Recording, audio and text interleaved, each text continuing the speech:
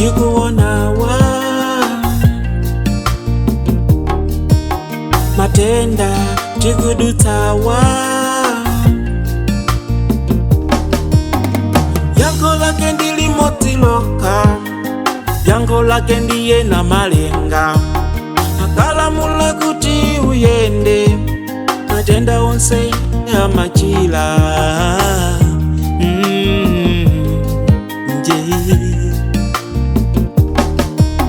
akalamula kuti kuwale kunja kwase kumawala akalamula kuti uchire matenda kosa kuchira inu mai inu bambo tifalitse nkani ya kuwala chemwali chimwene wanga tifalitse nkani ya machilitso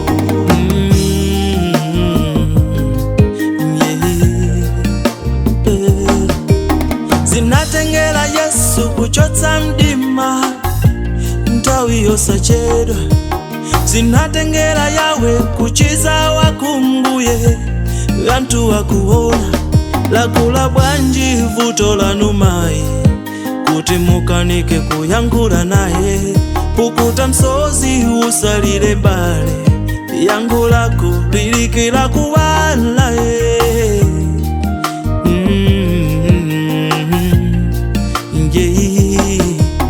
akalamula kuti kuwale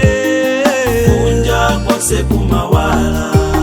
akalamula kuti uchire matenda kosa kuchira inu mai inu bambo tifalitse nkani ya kuwala chemwali wanga chimwene wanga tifalitse nkani ya machilitso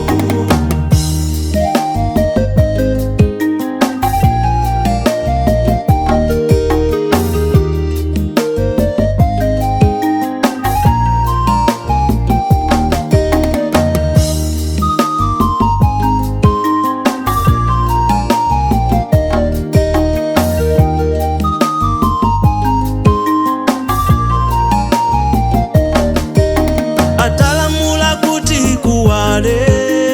kunja kwase kumawala akalamula kuti uchile matenda kosa kuchira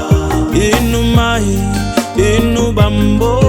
tifalitse nkani ya kuwala chemali wanga chimwene wanga